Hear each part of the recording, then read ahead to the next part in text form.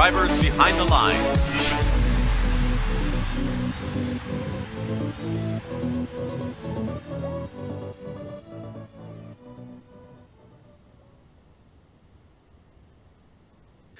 Alrighty, good evening, everybody, and welcome to Season 3, Episode number 2 of Behind the Lines, where we bring the experts to you.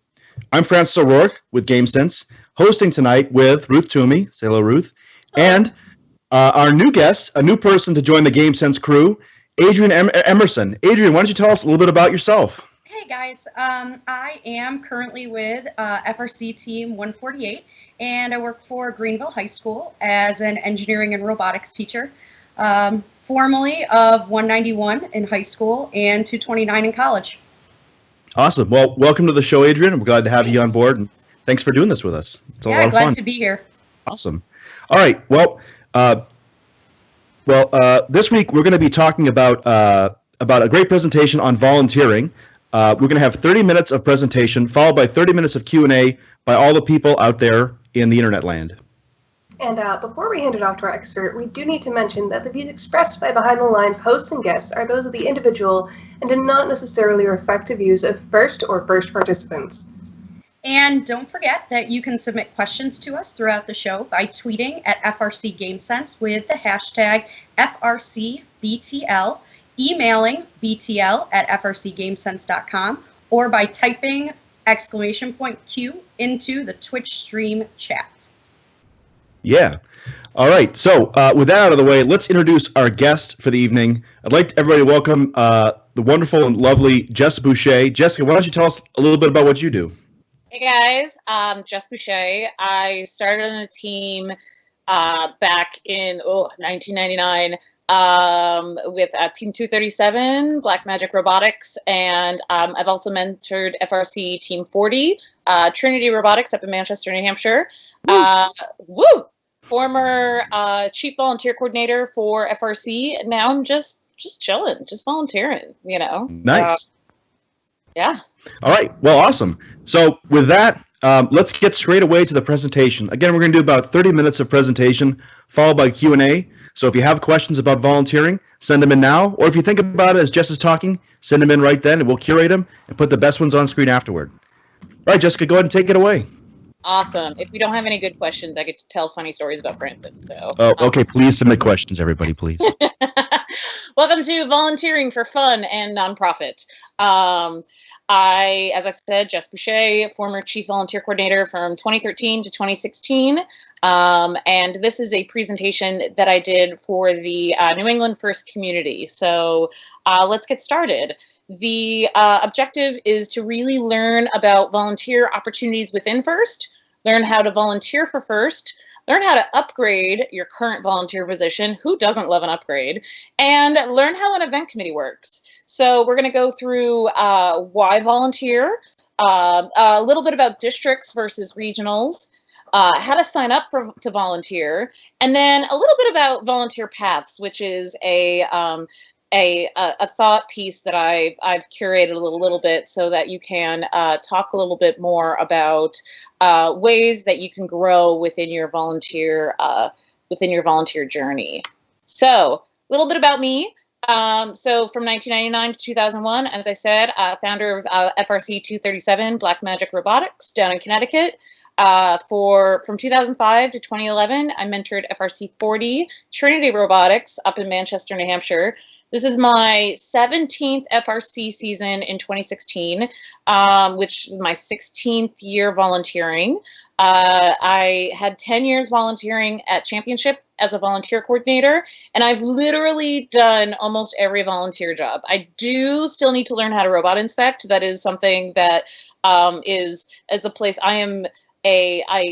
I did not go to engineering school, although a lot of people think that I'm an engineer now, you know, and my old title was an engineer. I am not an engineer, but that's one place that I want to make sure that like the experts are getting it right. So that is literally the one volunteer job that I have not done, but I've done spare parts, I've refereed, I've emceed, I've done it all. So I wanted to talk a little bit about how I got involved in volunteering for FIRST to get started.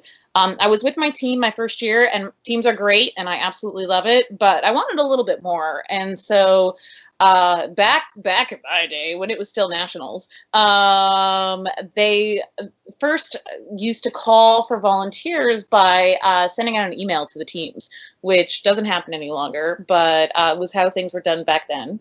And they said, hey, does anybody want to volunteer at the media tent in Epcot? And my mentor had his email open at work, because, that's what people do. And I jumped at the chance and literally responded back within like 15 minutes and got a spot volunteering at the media tent in Epcot back when we were still at Disney. I was the only student on the crowd who had a watch, because my team required me to have a watch on me when I was at events. And so because of that, I was the student that was assigned to walk Dean Kamen around and keep him on time for his radio interviews. And that was really cool. Yep, that is literally the first job I ever did, was walk Dean around and tell him to stay on schedule. And had a lot of like very interesting stories there. And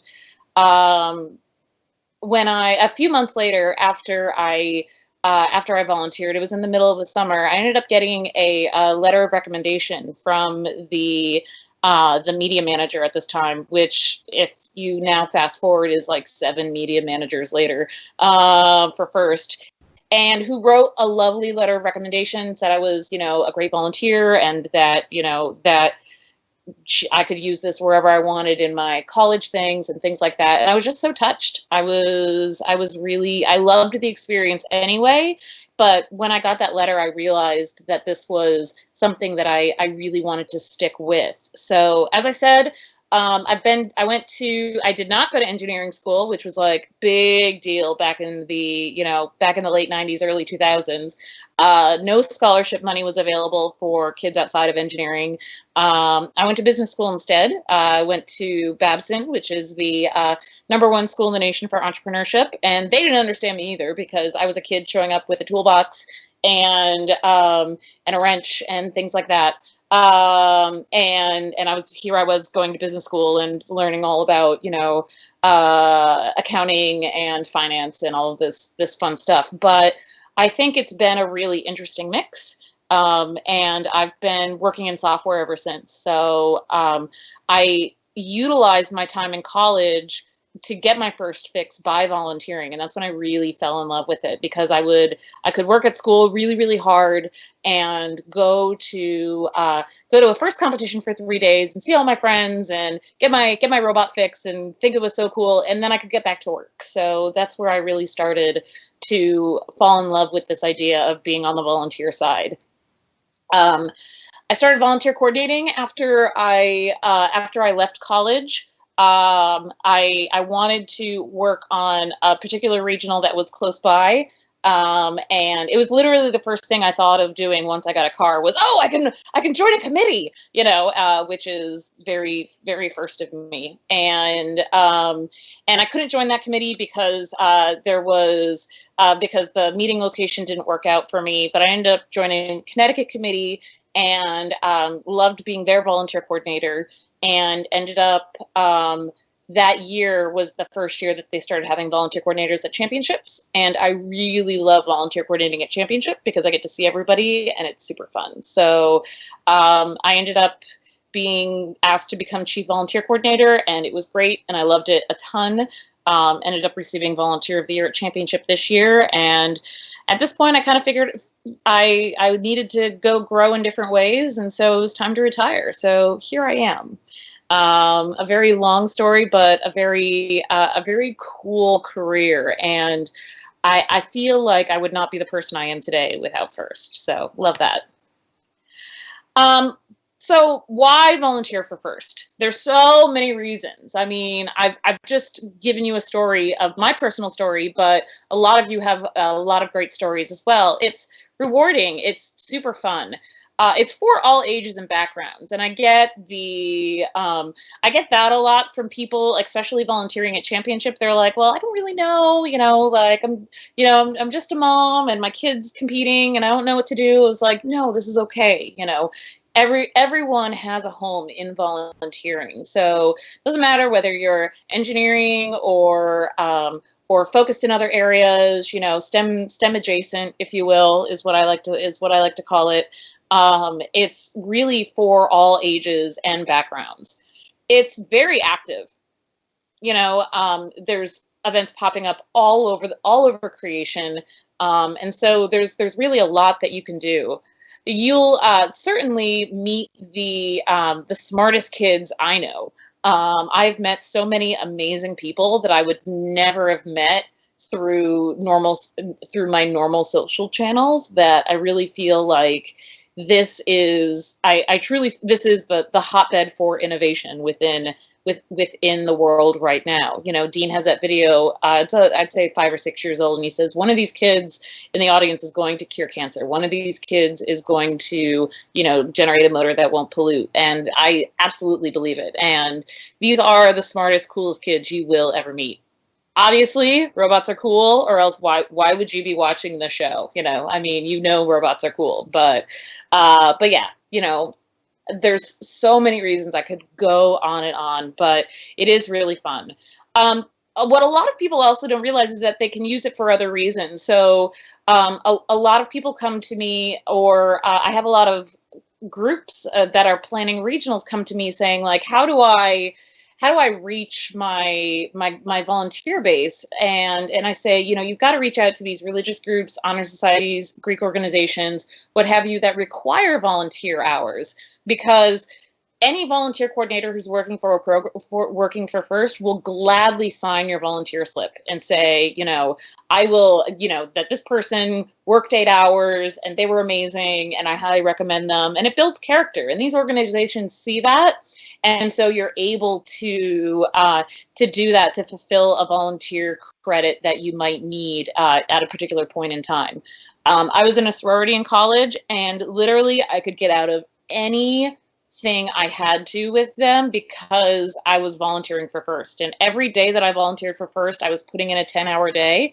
Because think about it, you're working from like 7 a.m. to 7 p.m. So I would go away for a weekend and come back banked 30 hours, and we'd win the philanthropy award every year. So like, just go do whatever the heck you want to do, just like go volunteer with the robots and come back. So so that was super important, and there's nothing wrong with that. It's definitely a win-win there as well. So let's talk a little bit about volunteering in districts versus regionals. So New England went districts in 2012, 2011. I can't even remember. It was 2014, 15. Thank you, Francis. Volunteering in districts versus regionals are very different. With the district model, there's tons of places to volunteer. In New England, we went from having 5 regionals to 10 events plus a district championship. And so it is vaguely misquoted by Napoleon, that the best time to join an army is during wartime, because you get to move up the ranks faster. But it's true. There's when a new district is founded, there's lots of places to volunteer, and we actually really recommend that more people join the crowd, because who knows when somebody's going to retire, what have you.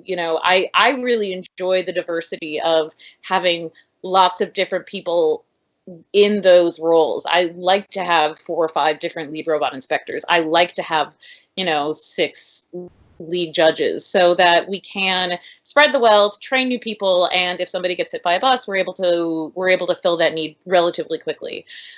District events are shorter, so maybe you only have a weekend. Sorry, my cat has decided that she needs to cuddle. District events are shorter, so usually those are 2 days long, 3 days if you include setup. So it's easier to squeeze in if maybe you can't get away for the long weekend, if you're not in college or if you're working, things like that. Same thing here. Many events happen on the weekend. The other side of this that I found out in the previous year, in recently, is that Many events don't happen on the weekend. So if you can't work on a Sunday for religious reasons or anything like that, you can still volunteer for FIRST and do a Friday, Saturday event or Thursday, Friday event. District events are smaller, so you get more time with the teams. It's a little bit faster pace. And if you really want that regional style, then definitely sign up for a district championship, because that's more kind of like the classic regional area. Regionals, new regionals are starting all the time. I cannot believe how much FIRST has grown. You know, back in the day, the volunteer shirts used to be like a band tour t-shirt, where like they would list like the 12 regional events and championship like all on the back of one t-shirt. We can't do that now. There's over 125 events. I don't even know how many there are for 2017. I'm so out of the loop right now. But new regionals are starting all the time. So there's always a new one popping up in your area. Also, regionals are huge. You get to see a ton of teams all at once. Because they're longer, there's more time with your FIRST family. Because it's longer, you can bank more volunteer hours. And also you have more time for on-site training. There's a little bit more downtime sometimes. And so maybe you want to become a head referee one day. You get more time with that person over lunches to say like, hey, what would you recommend that I do to go become a head referee one day? Also, regionals are all about the show. Back in the day, we had Woody rappel from the ceiling once, because we felt like it. And we had the Blue Man Group play, and, WPI had a live AC/DC band, do Thunderstruck live. And it was, that stuff doesn't always happen at regional events, and some of my best stories are from regionals. And I really love working with those crews, but districts are fun too. So I think both of them have a place, and depending on where you are, you may be forced to do a district versus a regional, but that's okay. Travel volunteering is super fun too. I once did a trip to Miami and then finished at the South Florida Regional, which was great. Then you get to see lots of different first friends and FIRST family and learn new things, like apparently in South Florida, they have rental shoes, like that doesn't happen in New England. So there's a lot of different things that you can learn by seeing new areas and trying new things.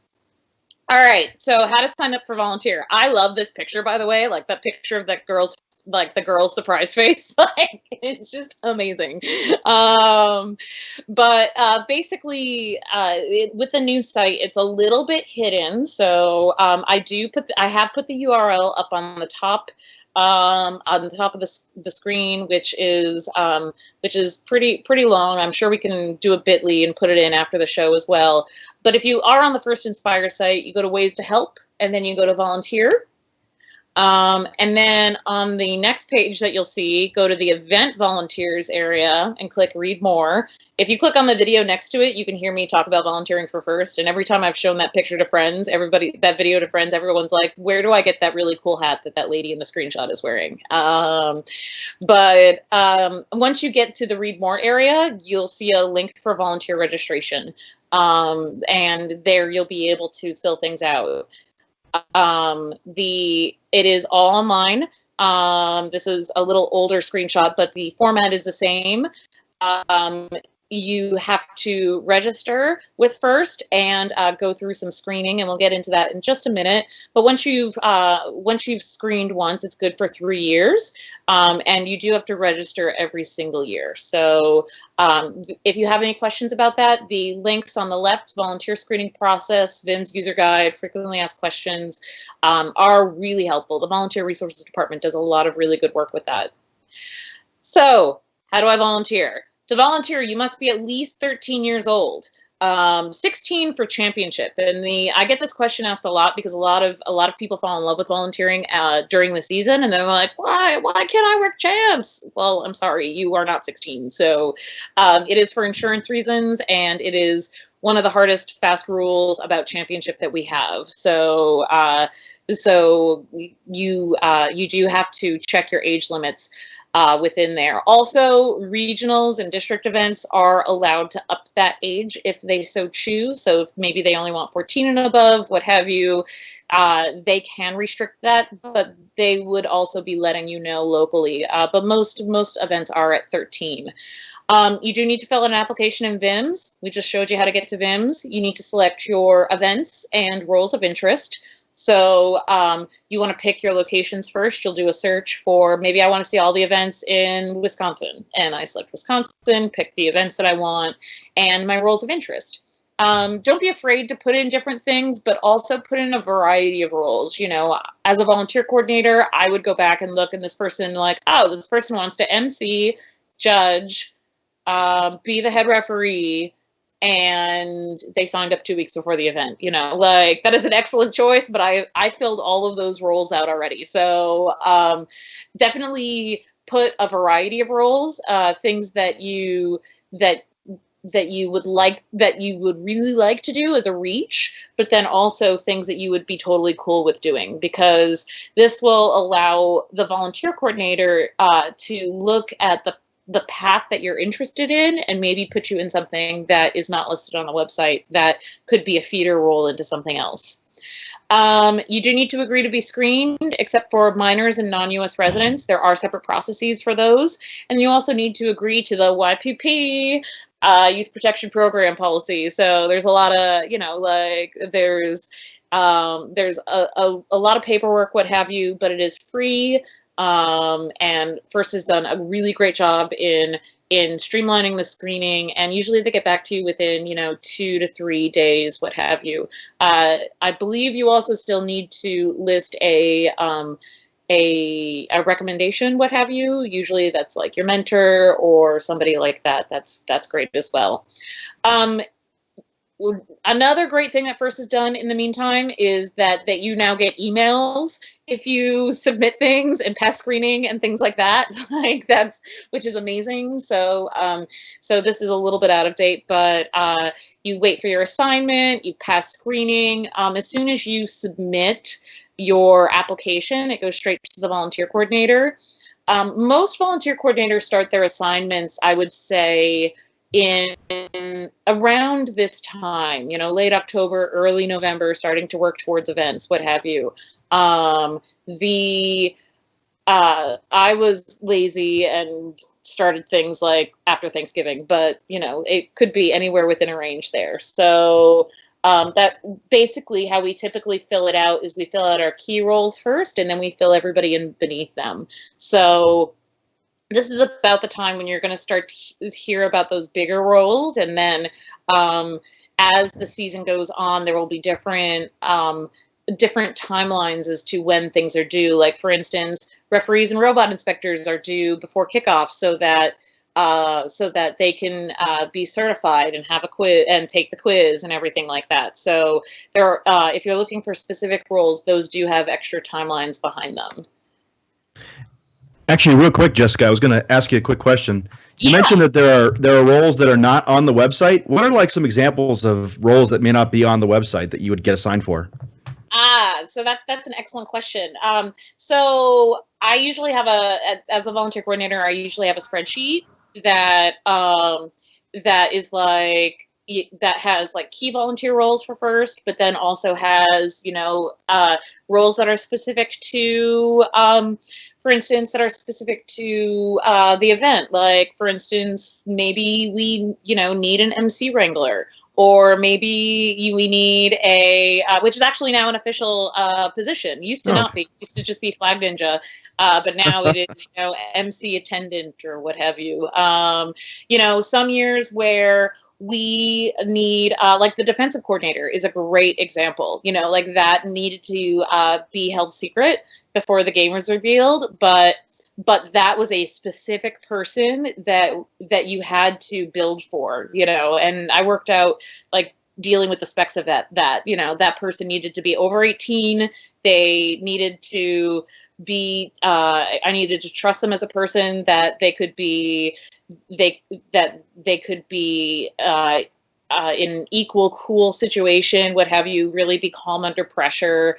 And and also be okay with sitting for or moving around for a large amount of time. So depending on the venue. So we that's a role that would be hidden from the website, but that we would pitch to someone on site, so sometimes those roles come up, Cool.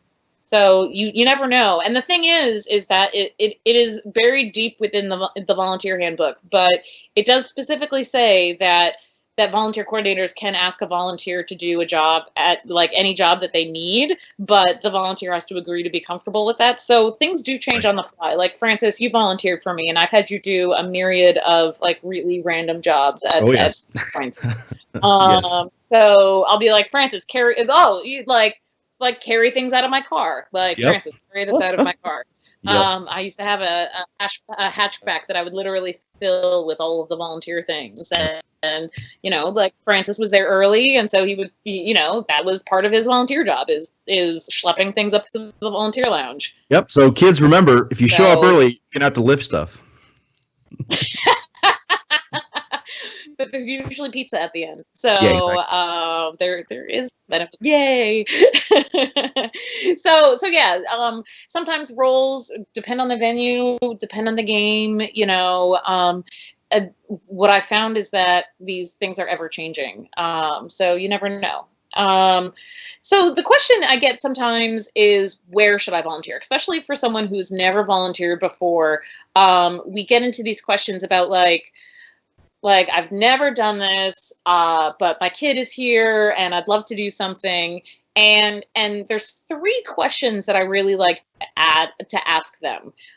First and foremost, do I need to see the field to watch matches? Which sounds like a stupid question, but is actually a very good question, because if you don't care to watch every single match, then you're far more flexible in where you could go. You could be in the pits, being maybe like a pit announcer or something like that.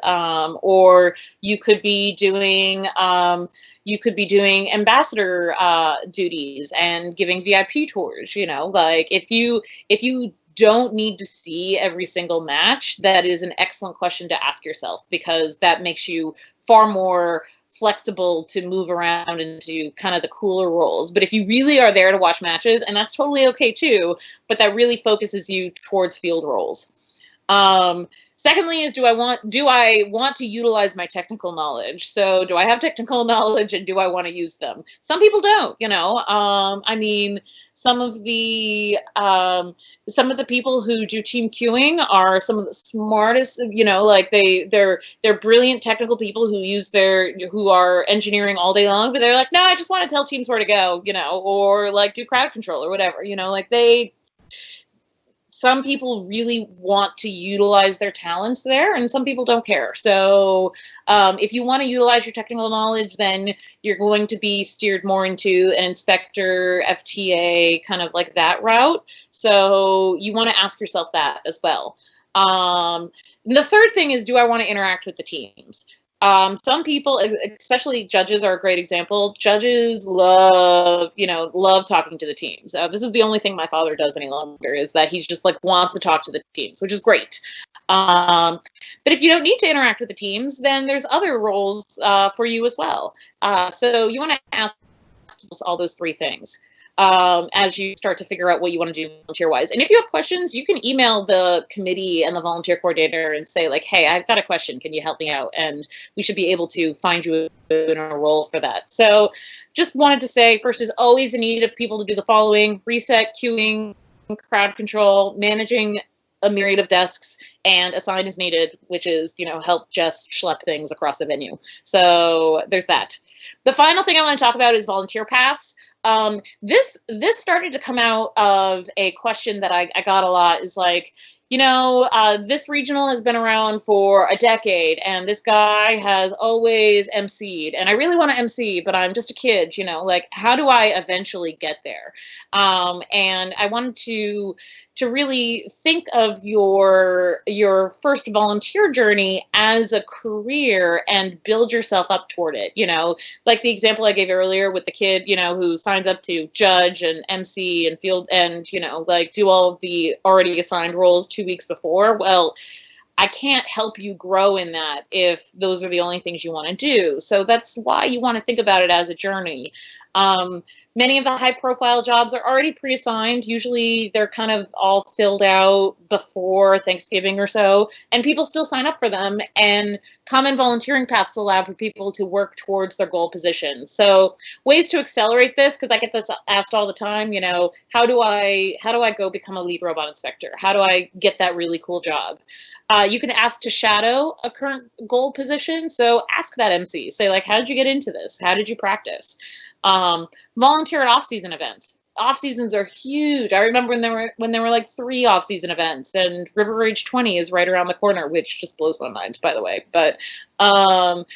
But volunteer in an off-season event to gain experience. I found many a great like MC talent or lead queuer. I think that's how I met Ruth, actually, was her working off-season events, and was blown away by her there, you know, and now she's doing amazing things now. And talk to committees and volunteer coordinators. Make yourself known and visible, and people will reach out to you. These are 2 volunteer paths that I like to deal with. So if you want to be a lead queuer, then you really should be a queuer beforehand. I can't tell you how many people who just want to start as lead queuer, and that's not how things works. If you want to be a MC or a game announcer, start as an MC assistant. There's a lot of show flow stuff that you will learn just by being that person that hands them the flags. If you want to be a lead safety class attendant, you have to start from the bottom as a normal safety class attendant. Pit administrator, if you want to be that lead person who is managing the chaos of the pit, there's a lot of different ways that you can start. You can be a practice field attendant, you can be a pit announcer, or work as a support, and then eventually you can get upgraded to be the pit admin lead. Head referee, these are more of the technical certified volunteers. So head referee, you can definitely start as a referee. That's a great way to begin. If this season has official scores or something that is field related, so the year that I did this presentation had official scores, but for instance, the defensive coordinator, things like that, that's a great way to get started. And kind of work in with the referee crew. Lead robot inspector, obviously start working as the lead robot, as a normal robot inspector, and then work your way up. Because of how robot inspection works, you actually get a lot of time with the lead, a lot of downtime where you can learn a lot. So that's a great way to shadow. Finally, the FTA, which everybody seems to want to do. I've actually never FTA'd as well, but I also don't want to FTA. I'm good. You could be the assistant. You could be the field supervisor, or you can start as a scorekeeper and work your way up. Jake actually started, Jake Komar, Cowboy Jesus or whatever we're calling him now, started as a queuer, moved up to scorekeeper, and as soon as he moved up to scorekeeper, I knew that he would never work for me again because he was such a great talent that first snatched him up a year later, and then he FTA'd all over the world. So that is kind of the story with how FTAs are born, if you will. Judging, I get a lot of people who are like, I want to judge, I'm 18 and I want to judge. Typically judges are from industry. This is a great role for a VIP, has lots of interactions with students. And I get a lot of students who are like, I'd love to judge one day, and I think student judges are a great example of to have within your queue, because these are people who have grown up in the program and they give great insight in the judges room. So how do you get there?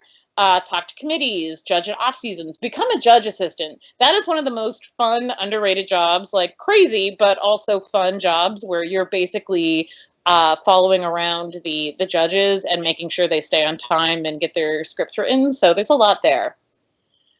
The final way to volunteer that a lot of people don't realize, which is super fun as well, is the planning committee. So planning committees are always looking for help. Oh, I still haven't any first thing in here, but usually a committee has a regional director, an event coordinator who is in charge of the venue, a judge advisor, a volunteer coordinator, and then other roles as needed. And honestly, the time commitment isn't that bad. There's some meetings in the fall, and then there's usually one meeting a week after kickoff. So a planning committee is a great way to get your feet wet and learn how to get into event planning in general. So I highly recommend it. That is the end of my presentation for volunteering for fun and nonprofit. So I hope you enjoyed it, and we'll take the time for questions at this point. Alrighty, well, all right. Well, thank you so much, Jessica. That was a great presentation. I definitely learned a lot, and it was great to hear you talk about this cool stuff. All right, just a reminder, everybody watching, if you have a question for us, you can type it into the Twitch chat by typing !Q, then your question, or you can tweet it at us with hashtag FRCBTL. Caps, no caps, doesn't matter. And we'll take it in if we like it. We'll look at it, and we'll answer it on the show. All right, we're going to get started with our first question here. So here we go. First question coming up. Let's see. This person is from the USA. Are there events in every state? If not, what states participate? How often are events held? This is by a gentleman named Whitefoo5001. Well, so there are events in many states. I won't say every single state, but there's definitely, we live in a time where you can drive, 3-4 hours and hit a regional or a district event, So I would definitely check the First Inspire site and look for events in your area. And then try to find the one that is closest to you. Thankfully, we now live in a world where zip code searches exist on the first site, so I love that. And you'll be able to find something that's close and make that happen. And how often are events held? Events are held you can volunteer at kickoff, which I highly recommend, is super fun. There was one time in 2001 where they changed the game last minute, and they were literally at kickoff. This is back in the day when you used to get a binder instead of just downloaded everything from the interwebs. Everybody got back in my day, we didn't have PDFs and fancy internet and stuff like that. And they were literally changing at the last minute, and we're doing print-offs at First Headquarters and running to the center of New Hampshire, and we were literally replacing drawings with other drawings, as Dean and Woody are talking about stuff, So volunteering for kickoff is super fun and a different way to volunteer, but most events are between late February and early April. Off seasons are year-round now, which is kind of crazy. Yeah. And also, I know that the first website can be a little challenging to navigate sometimes, we'll say. So you can also just Google it. That's actually works pretty well sometimes. And if you want, you can go to thebluealliance.com, and they have a pretty good way of listing a whole bunch of events, including a lot more off seasons, because for one reason or another, people tend to go and submit their off season to the Blue Alliance first before thinking about the first actual website for whatever reason. But all right, Adrian, do you want to take us away with our second question for the evening? Sure thing. Second question is, how can teams do a better job of recruiting volunteers for events, specifically from alumni, parents, or current students? So this is where I think social media is really helpful, to be able to put out on your Facebook page and say hey, we're competing at the LA Regional, and we'd really love, if you want to come volunteer, you can ride on the bus or whatever, that is a very easy, you want to make it as easy as possible for them to make that happen. So I also harken back to those people who need volunteer hours. So whether I needed volunteer hours when I was getting confirmed back in the 10th grade, but I also needed some through my sorority, and I also needed volunteer hours here and there. So reach out to those groups and say, hey, I know this robot thing isn't necessarily what you would typically be doing, but it's a great way to get volunteer hours, and you'll all get to work together.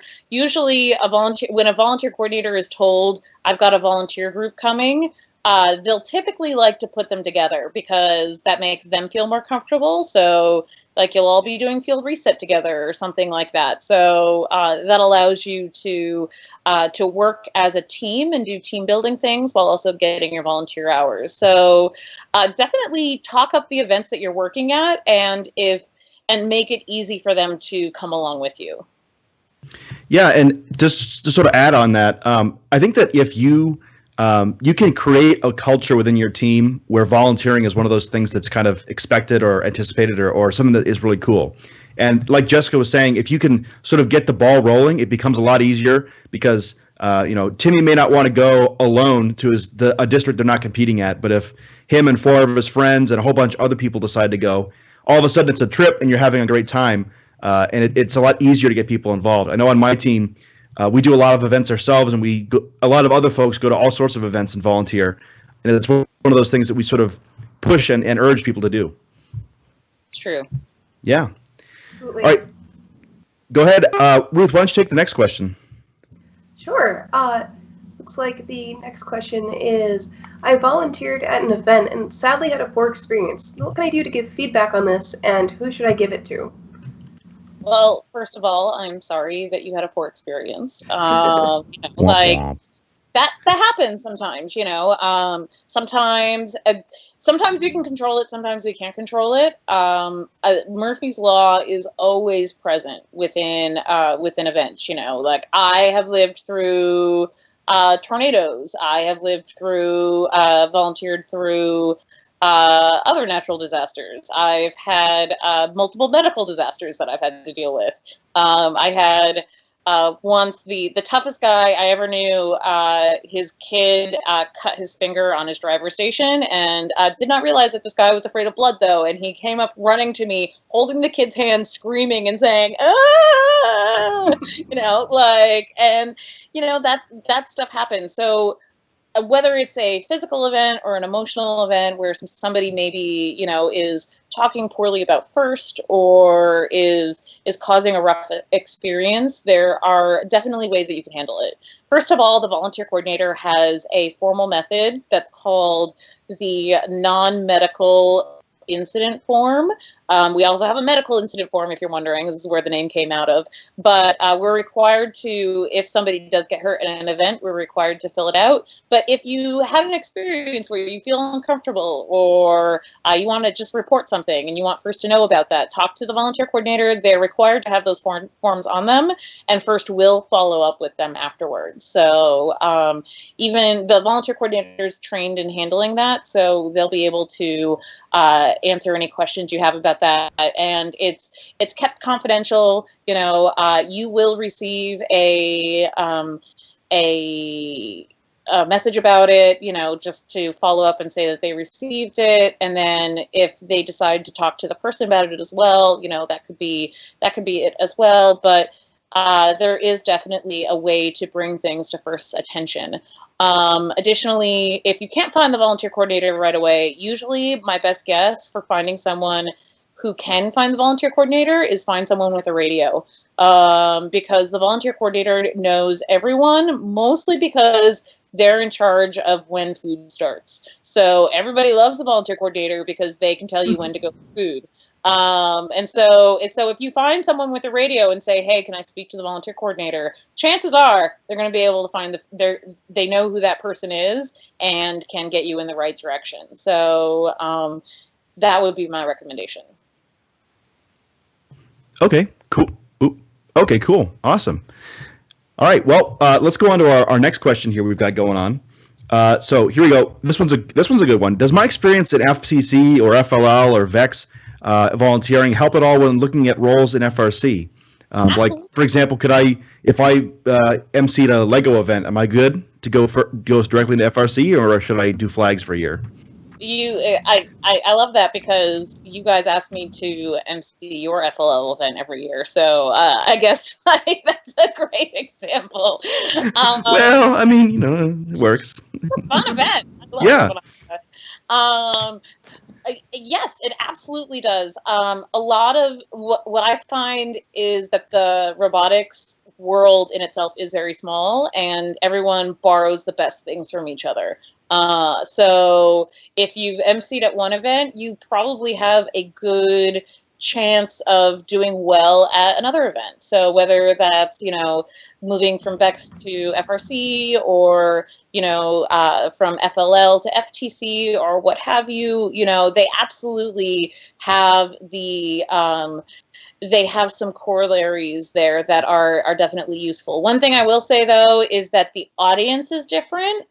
So you want to make sure that you think about that as you're moving forward. You know, FRC is more of a high school audience, whereas FLL, you know, I can't make lewd jokes at FLL or anything like that. Like I have to, you know, have my G-rated jokes there.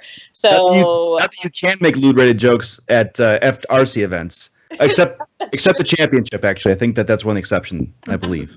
But. Yes, that's true. That's true. So yeah, you know, you just have to you have to realize your audience. You know, you're dealing with high school kids in FRC and middle school all the way up to high school in FTC. VEX runs the gamut, so that's even a harder thing to think about. But yeah, you want to think about who you'll be talking to, who you'll be working on, who you'll be working with, and things like that, because the audiences do change. And I think that at all robot events, they have a kind of a flow about them. And I think that FLL, FTC, VEX, FRC, it doesn't really matter. That flow is kind of the same. And so once you've done one, I think you have just a better idea of how the show is supposed to run. And no matter what role you're in, I think that any experience really is very helpful. Yeah, I'd agree. I'd agree with that. Absolutely. You know, there are definitely house rules that change from event to event. You know, like WPI has, you know, 8th finals and, you know, stuff for Battle Cry, and those are different. Or like the Robonautica lightning rounds are different as well. But yeah, there is definitely a flow. You know, we're gonna do quals, and then we're gonna do finals, and then there's gonna be awards at the end. You know, that's common for every robot event. Yeah, and sort of to go on what you guys were saying is, I do volunteer coordinating for Robonautica, and I help out with the WPI district too. And Ruth's a volunteer coordinator as well. But I know that when I look at people, sometimes they're just names, right? When I get them in, I don't necessarily know who they are. I can see a history, and when you tell me through VIMS or through whatever message service you're using to get information, that you've done events before, even if it's just like you were saying, Adrian, even if it's a Lego League event, you know what the deal is. You know you're not coming in blind, and maybe sometimes that means you're not. If you've refereed at a local Lego League event, you're probably good to go at the state championship. But maybe you're not quite ready necessarily to referee at a first event.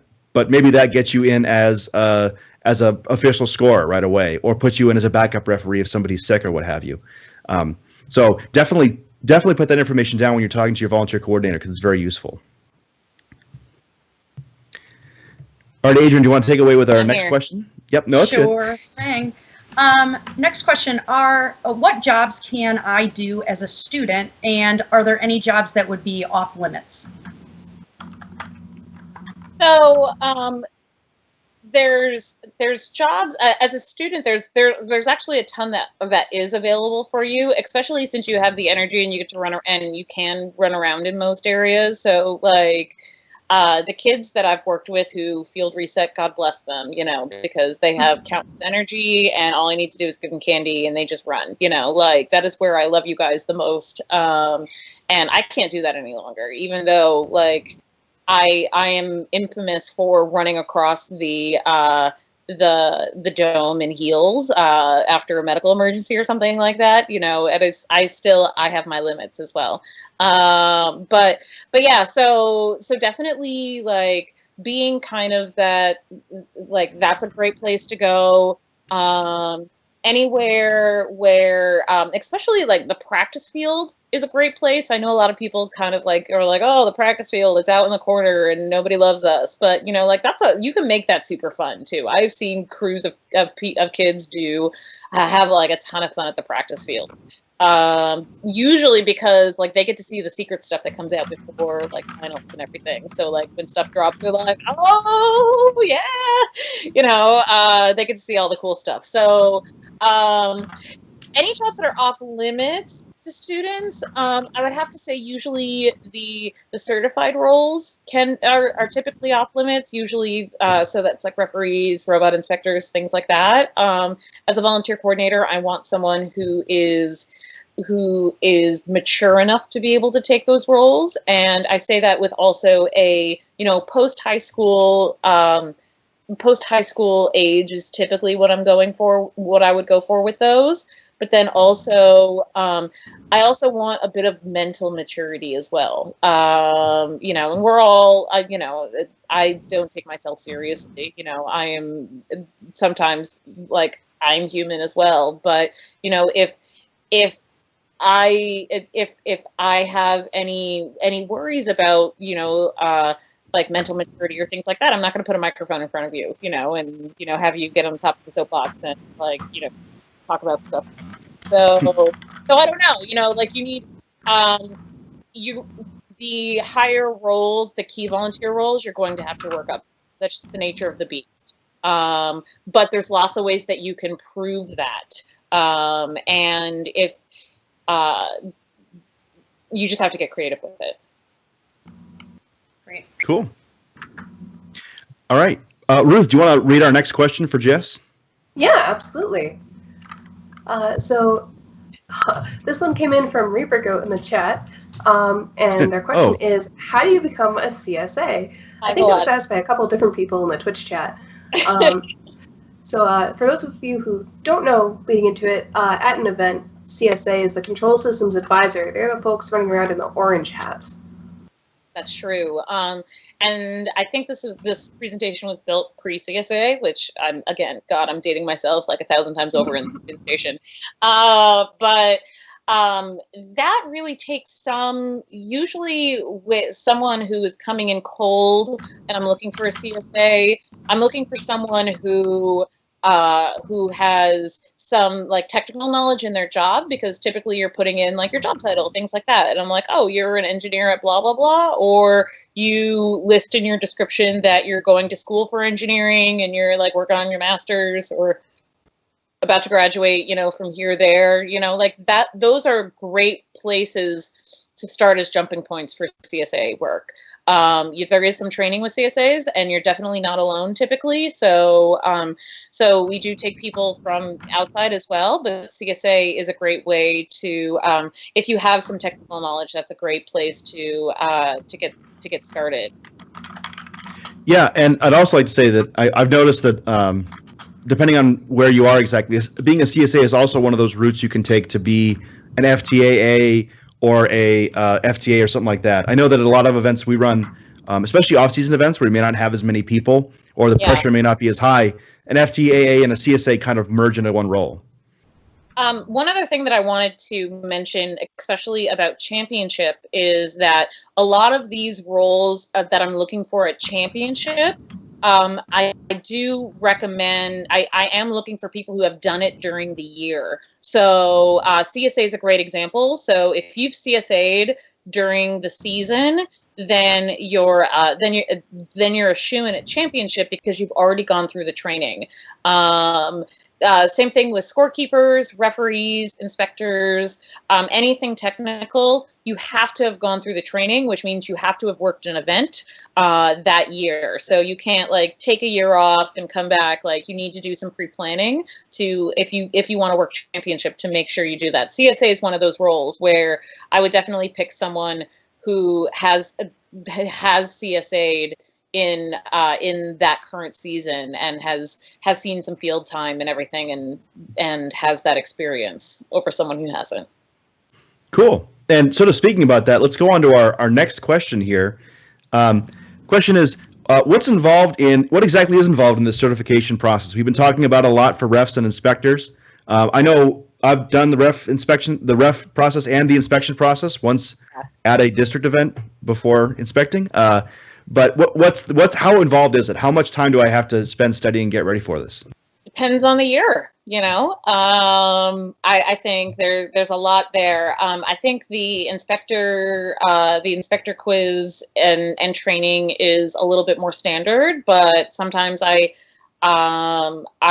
hear from very seasoned referees and head referees that, the ref test took, this many times and failed it the first time. And oh my God, like, what is wrong with me? So like, I think it depends on the game.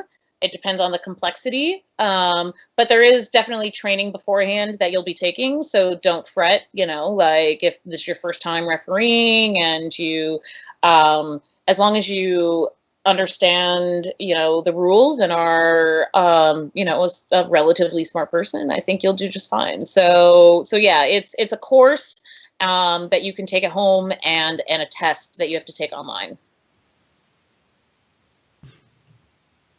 Cool. All right. Awesome. All right. And as someone who's taken both those tests, if you know your stuff, I like to say that if you're a first kid, you'll probably pass them without too much difficulty.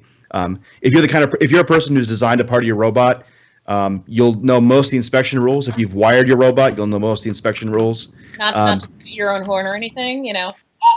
Yeah, exactly. Oh gosh. There's a story behind that, but I won't tell it. If you're a strategy kind of person, if you're that guy that knows all the rules, you'll be able to pass the ref test with relative ease. Not saying that everybody who knows all the rules makes good referee, because there's a lot to it that isn't rules, but that's a topic for another question. Ruth, do you want to take away our next question? Yeah, absolutely. And this is definitely related to the question we just talked about. I'm interested in working at a championship. Do I need anything special? What if I want a cool job like inspecting or refereeing or something like that? There's a ton of cool jobs. So, but if you want like the classical cool job, yeah, I mentioned that a little bit earlier, and that you need to work an event during the season to make that happen. And the reason being is that especially the lead inspector, lead referee, MCs and game announcers, they have calls throughout the season where they're catching up with each other and saying like, oh, I saw this at this event, like what should we do? I saw this at that event, like what should happen? So there's lots of stuff that's learned throughout the season that that you have to be involved within the season, or else you're never going to learn. So so you really need to be working those roles during the year to be able to work it at championship. But that doesn't mean that you're not precluded from a cool job. Like I have tons of cool jobs that are, or I had tons of cool jobs to dole out, even though I was not, for people who had never worked it before. Like we created the special ops role this past year, and we gave him like, really? We did. What does it do? Your special operations volunteer, like SOCOM here, or what? Like it was crowd control, and a little bit of safety glasses. It was a rotating role, crowd control, safety glasses, but then you also got to do crowd control during opening and closing ceremonies. So you were on the floor. So you got like a sweet job, but then you also, like jobs that not many people have, but you also got that really cool job in there as well. But then there's also other fun jobs, there's usually people who are working the fields, who are in the pits, things like that. So there's tons of cool jobs. Or and if you don't like your job, you can change it. Like work that event, do that job, talk to the volunteer coordinator, and do something else the next event until you find something you like. Cool.